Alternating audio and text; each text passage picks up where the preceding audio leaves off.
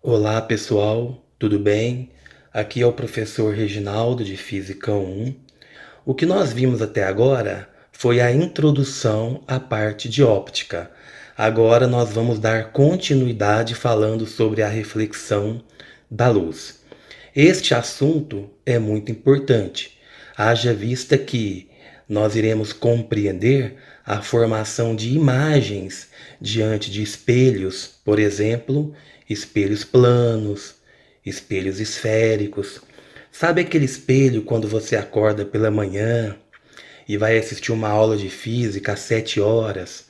Aquele espelho que você olha o seu rosto, arruma o seu cabelo pela manhã, aquele lá é um espelho plano, onde você consegue visualizar a sua imagem devido ao fenômeno da reflexão da luz. Tudo bem então, pessoal? Dando sequência, nós temos um cenário aí. A imagem mostra a imagem se formando no lago. Então, esse lago está funcionando como um espelho. Na parte superior, nós temos as edificações, né? E na parte de baixo, nós temos as imagens formadas no lago, que se comporta aí como um espelho. Essa imagem formada no lago é devido ao fenômeno da reflexão da luz que nós vamos analisar de uma forma mais detalhada no decorrer da aula. Vamos lá então? Reflexão da luz. Vamos entender primeiramente o conceito. O que é reflexão da luz? A reflexão da luz se caracteriza pelo retorno da luz ao próprio meio de incidência, depois de encontrar uma superfície que separa este meio de um outro meio. Em resumo, reflexão da luz é quando a luz bate em uma determinada superfície, sofrendo reflexão e retornando ao mesmo meio de origem. Tudo bem? Então vamos a uma situação onde nós temos aí, ó, a imagem mostrando uma lanterna jogando luz numa superfície. A luz, após atingir a superfície, sofre uma reflexão difusa, ou seja, de tal forma que todas as pessoas podem enxergar aquele livro. Vamos imaginar então que ali nós temos um livro de física. Ao ser iluminado, todas as pessoas podem ler o que está escrito naquele livro, devido ao fenômeno da reflexão da luz. Ok, pessoal? Tranquila essa parte? Dando sequência então, né, ao fenômeno da reflexão da luz, vamos compreender aqui as leis da reflexão. Tudo bem? Vamos imaginar aqui então que nós temos uma superfície refletora de luz, pode ser, por exemplo, um espelho plano. E diante dessa superfície, nós temos uma fonte de luz, né, que irá jogar luz naquela superfície. Então vamos lá. A fonte de luz, ao jogar luz naquela superfície, esse raio de luz que atinge a superfície, vou chamá-lo de RI, raio incidente. Ele sofre reflexão, né? Sofre reflexão, vamos dar uma olhada aqui. Olha lá, bateu, voltou. RR é o raio refletido. Observe que nós vamos desenhar ali uma linha pontilhada perpendicular à superfície. Essa linha pontilhada recebe o nome de reta normal. Qual é a função dela? A reta normal perpendicular à superfície, ela é usada para medirmos os ângulos de chegada e de saída do raio de luz. Então vamos lá, nós temos ali, né, o pontilhado é a reta normal. Observe que o ângulo de chegada do raio de luz em relação à linha pontilhada é o ângulo I.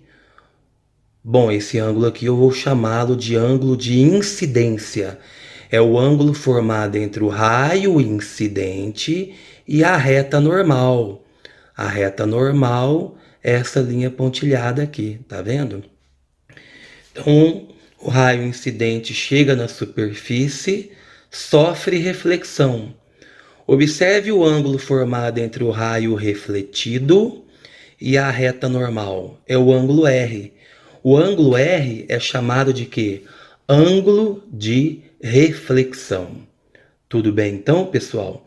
Então aqui eu tenho o ângulo de incidência e aqui eu tenho o ângulo de reflexão. Raio incidente, raio refletido. Observem que os dois ângulos são medidos em relação à linha pontilhada, em relação à reta normal. Não são medidos em relação ao espelho, como muitos alunos às vezes confundem. Tudo bem? Os ângulos são medidos em relação à reta normal. Então vamos às leis da reflexão? A primeira lei da reflexão, pessoal, vamos lá, voltando aqui, né? Primeira lei da reflexão. O raio incidente, RI, este raio aqui, a reta normal, a linha pontilhada, e o raio refletido, este aqui, estão contidos no mesmo plano. Ou seja, se você colocar a palma da sua mão por detrás desses três segmentos, todos eles encaixariam perfeitamente no plano da palma da sua mão.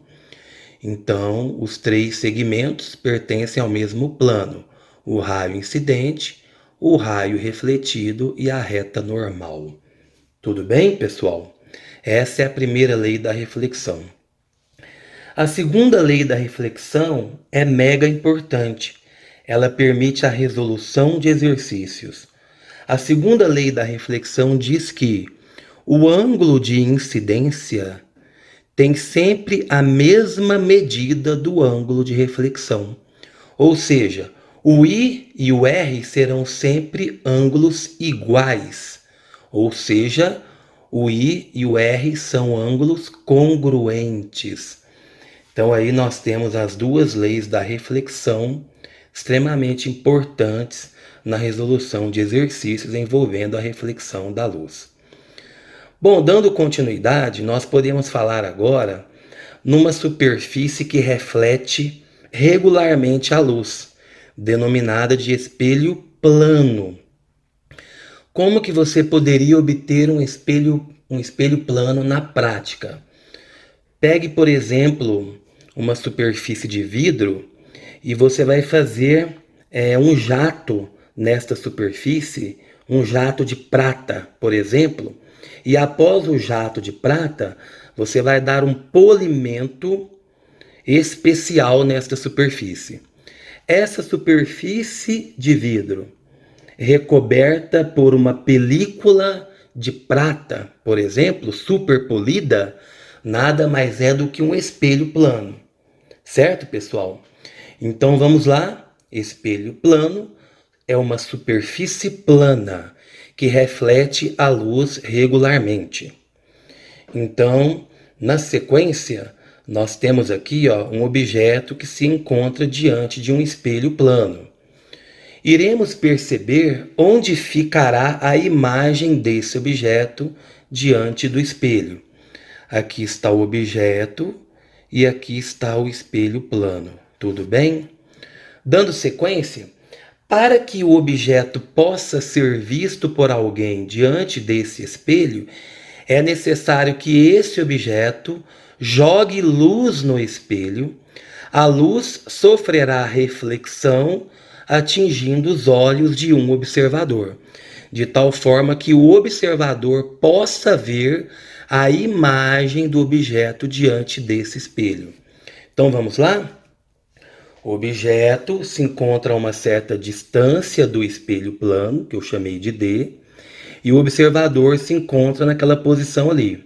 Como eu disse, para o observador enxergar o objeto, é necessário a luz sair do objeto, bater no espelho, sofrer reflexão e atingir os olhos do observador.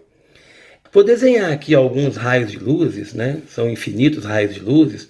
Alguns atingem os olhos do observador, outros não, né? São infinitos raios de luz que sofrem reflexão naquele espelho. Mas vamos dar uma olhada no que acontece aqui, por favor. Ó, ali eu tenho um raio de luz que bateu no espelho e sofreu reflexão. Vamos prolongar esse raio de luz que sofreu reflexão? Prolonga ele por detrás daquele espelho usando um pontilhado. Olha lá. Aqui eu tenho outro raio de luz, certo? Sofreu reflexão, vou prolongá-lo também. Aqui eu tenho outro raio de luz, sofreu reflexão, vou prolongá-lo também. Observe que o prolongamento dos raios refletidos se encontram num ponto atrás do espelho. Então, quando a pessoa olha para o espelho, é como se ela estivesse vendo a imagem do objeto atrás do espelho, né? É por isso que essa imagem aqui é chamada de imagem virtual. Por quê? Porque ela é formada pelo prolongamento dos raios de luz. Porque nesta posição aqui atrás do espelho não está chegando luz.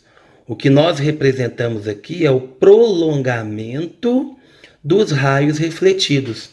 Então, se nós desenharmos mais raios de luz, observe que o prolongamento dos raios refletidos se encontram lá naquela posição. Então, lá naquela posição, nós temos a imagem do objeto vista pelo observador.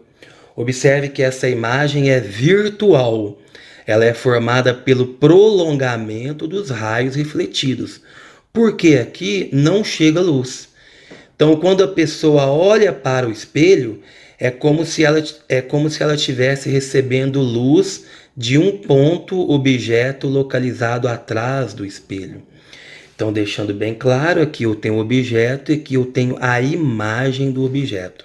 Essa imagem é virtual, formada pelo prolongamento dos raios refletidos. Interessante você perceber que a distância que separa o objeto do espelho é exatamente a mesma distância que separa a imagem do espelho. Tá vendo? Basta a gente olhar na figura aí, certo? Vamos imaginar aqui agora que eu tenho um objeto extenso diante de um espelho plano, como se fosse, por exemplo, a letra F. Observe que a letra F está à esquerda do espelho. A imagem da letra F ficará à direita do espelho, à mesma distância. Vamos ver como que fica a imagem da letra F? Dá uma olhada. A imagem deste ponto se forma aqui, à mesma distância. Deste ponto se forma aqui, à mesma distância. Então, quer dizer, se você comparar as distâncias ponto a ponto, são sempre iguais, tá vendo? Então, quando você olha a imagem da letra F diante de um espelho plano, você vê essa imagem trocando o lado direito pelo lado esquerdo, tá vendo? Aqui eu vejo a letra F. Se eu olhar no espelho, vou ver o número 7, tá vendo? Então, o espelho plano troca o lado direito pelo lado esquerdo. Mas observem que o tamanho do objeto e o tamanho da imagem são iguais, tá vendo? A distância do objeto ao espelho é a mesma distância da imagem ao espelho. A gente pode perceber isso ao observar a figura. Então aí nós temos a imagem da letra F, que é um objeto extenso diante do espelho plano. Propriedades. Objeto e imagens têm naturezas opostas. Ó. O objeto ele é real, a imagem é virtual, igualzinho aqui. Ó. A imagem no espelho plano é formada pelo prolongamento dos raios refletidos. Objeto real, imagem virtual. Objeto e imagem são simétricos em relação ao espelho. O que isso quer dizer? A distância do objeto ao espelho é a mesma distância da imagem ao espelho. Observem aqui, podem observar aqui também na figura 2, né? Certo? Objeto e imagem têm o mesmo tamanho, como eu disse anteriormente. Olha o tamanho da letra F, que é o objeto. Olha o tamanho do número 7, que é a imagem. Certo? Dando continuidade, a imagem é direita. O que isso quer dizer?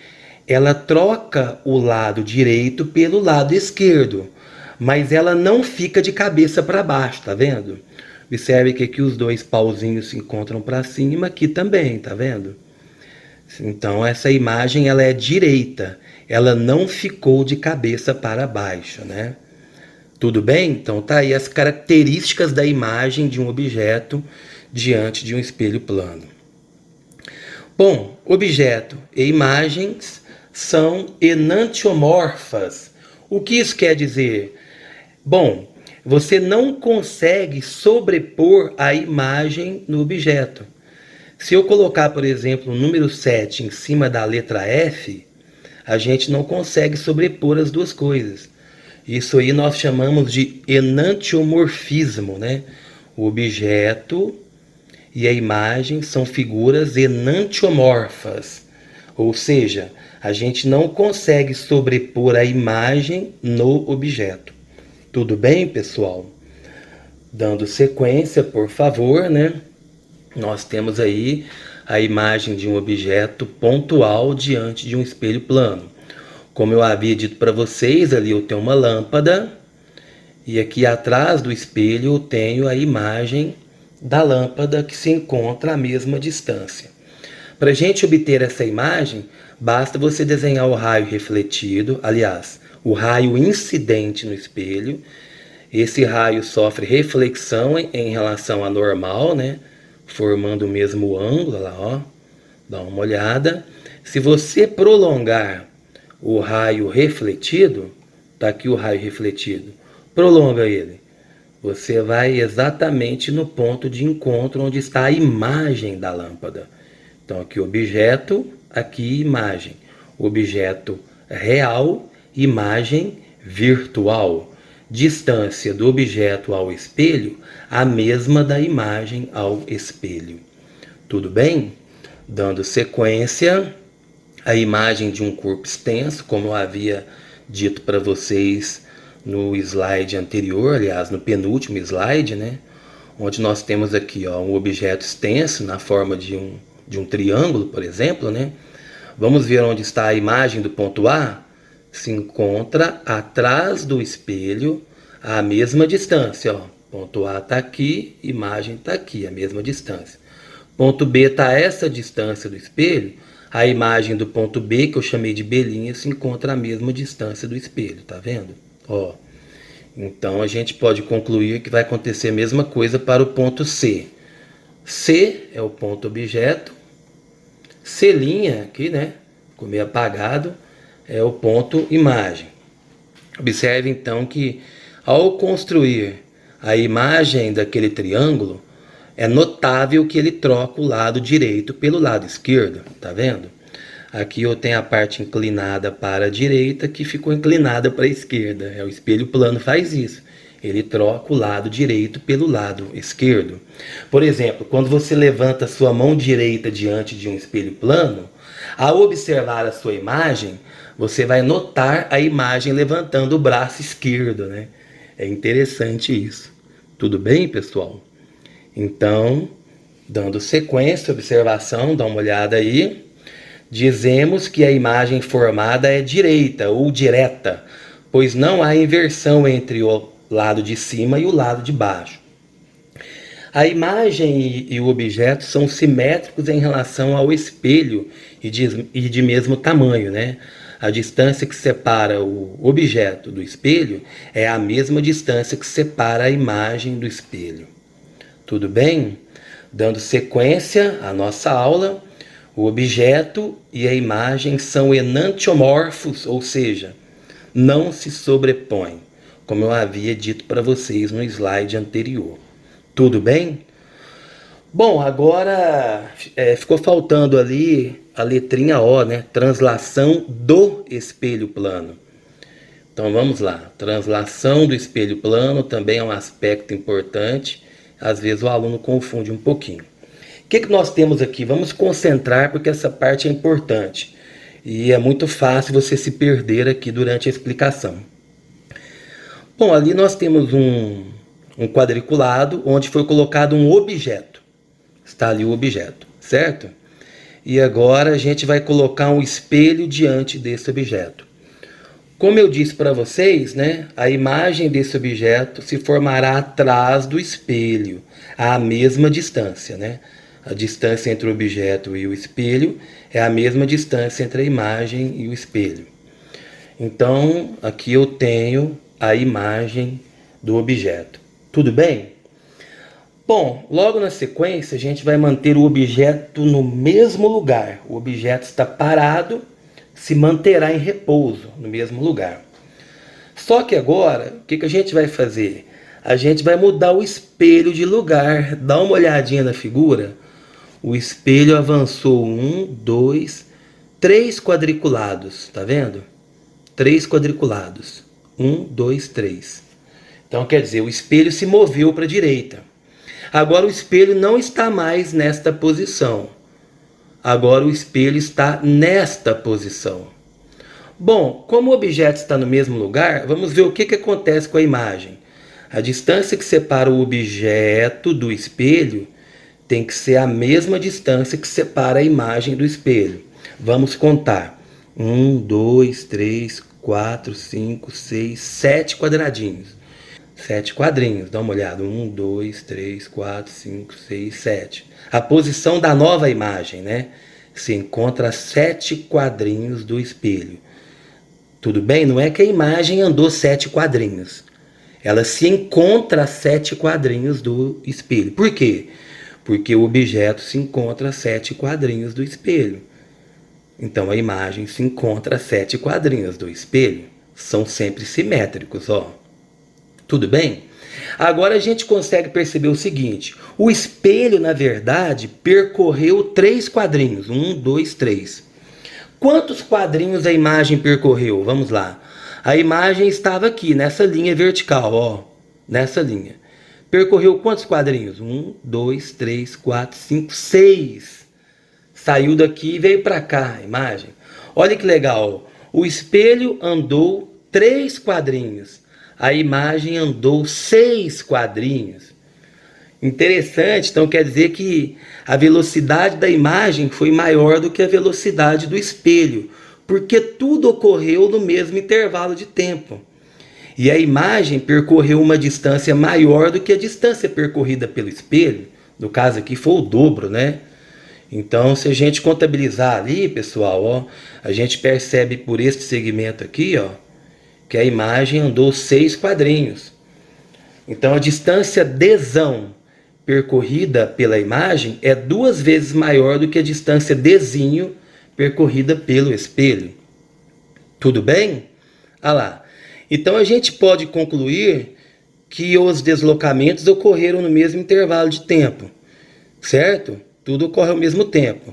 Então qual a velocidade da imagem em relação à Terra? Olha, a velocidade da imagem em relação à Terra é 2 vezes maior do que a velocidade do espelho. Como tudo ocorreu no mesmo intervalo de tempo, se o espelho percorreu uma distância d, a imagem percorreu uma distância 2d. Que legal isso, né? Na prática, como se fosse assim. Vamos imaginar que o espelho percorreu uma distância de 10 metros. Então a imagem percorreu uma distância de 20 metros. Então a imagem é mais veloz do que o espelho. Isso quando você está mexendo o espelho, tudo bem? O título lá, ó, é bem claro. Translação do espelho. O espelho mudou de lugar, né? O objeto ficou paradinho aqui, ó, na mesma posição, tudo bem? Bom, dando sequência a aula, nós podemos agora falar do campo visual de um espelho, né? Que é interessante também. Observe que aqui eu tenho um observador, certo? Se ele olhar para aquele espelho, a região que ele consegue enxergar os objetos por reflexão naquele espelho é denominada de campo visual. Evidentemente que quanto mais próximo você tiver daquele espelho, maior será o seu campo visual, né? Bom, então vamos ver aqui como que você determina o campo visual de um espelho plano. Você faz o seguinte, aqui eu tenho o observador, Você vai desenhar a imagem desse observador atrás do espelho, lembrando que as distâncias são iguais. Agora você vai desenhar dois raios de luz que saem do objeto atingindo as bordas do espelho, que eu quero determinar o campo visual. Então eu vou pegar os limites do espelho, né? São as bordas. Então desenho os dois raios de luz. Agora você vai desenhar os raios refletidos, ó, que chegam na imagem do observador. Dá uma olhada, estejam na mesma direção. Foi isso que eu fiz. Olha lá, tá vendo? Agora, essa região formada aqui na frente do observador, ó, formada por esses raios refletidos aqui, é o campo de visão dele. Quer dizer, qualquer objeto que se encontra aqui dentro, ó, será visto pelo observador. O objeto pode estar aqui, pode estar aqui, pode estar aqui, está aqui, vai ser visto. Se o objeto estiver, por exemplo, aqui, ó, onde está o cursor agora, neste momento, o observador já não consegue mais visualizá-lo, porque ele está fora do campo visual. Então, vamos fazer ali o campo visual através de uma sombra. Dá uma olhada. Esse é o campo visual daquele observador. Vamos aproximar o observador do espelho. Você vai perceber que o campo visual dele será maior. Dá uma olhada. Vamos aproximar o observador do espelho. Ó, ó o tamanho do olho do cara lá. Tá vendo? Está mais próximo. Faz a mesma coisa. Desenha dois raios de luzes do observador nessa nova posição aqui, tangenciando as bordas do espelho. Façam isso. Olha lá. Observe que os raios refletidos têm que chegar na imagem. Ó, a imagem está aqui agora.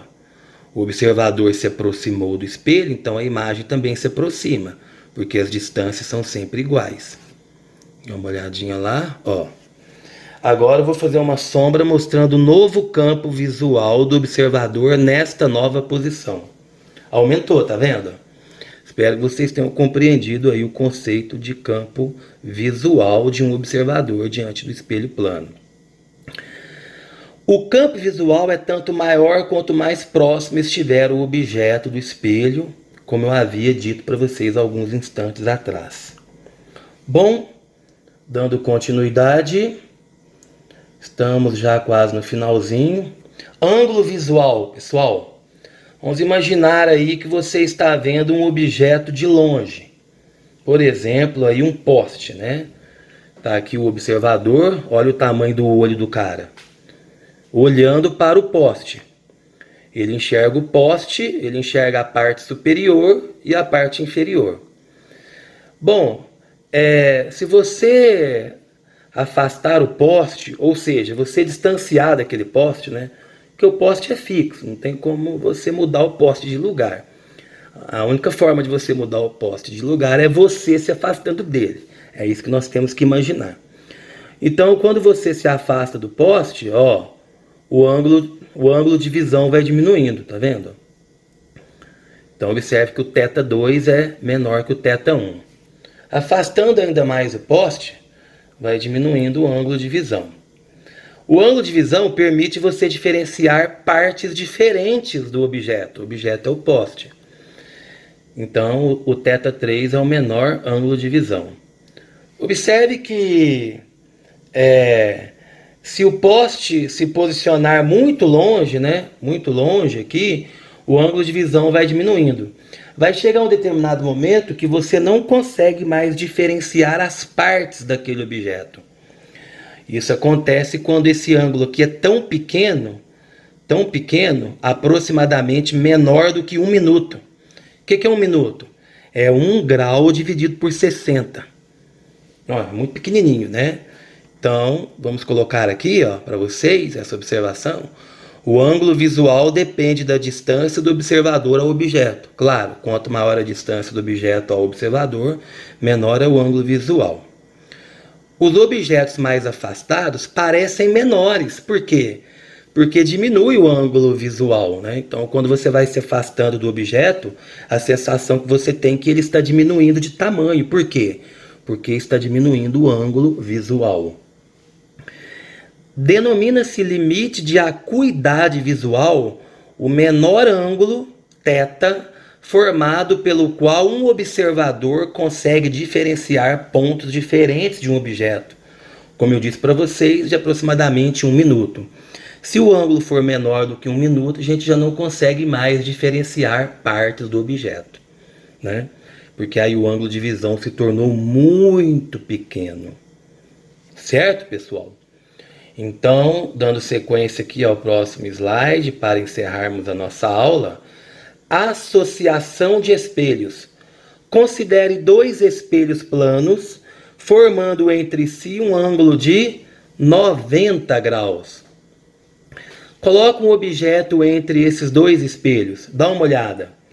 Como eu tenho dois espelhos, esse objeto aqui, ó, por exemplo, ele serve de objeto para o espelho 1 e para o espelho 2. Então, nós teremos uma imagem desse objeto formada no espelho 1, aqui atrás. Ó. Teremos uma imagem deste objeto formada no espelho 2, aqui atrás. Certo? Então, vamos lá? Olha como que fica. O A é o objeto. Dando sequência. O A', ou A1, né? Como está escrito lá, é a imagem do ponto A vista no espelho 1. Mas o espelho 2 também conjuga uma imagem do ponto A, que eu chamei de A2. Ó. Tá vendo? Objeto, espelho 2, e aqui a imagem do objeto formada no espelho 2. Essa imagem aqui vai servir de objeto para o espelho 1. Ó, se eu prolongar aqui o espelho 1, tá vendo? Ó? Ele está nessa direção aqui. Então, A'2 é um ponto objeto para o espelho 1, formando uma imagem do A'2 aqui atrás, tá vendo? Vamos ver? Olha lá. Formar, tá vendo? Prolonguei o espelho, tá aqui.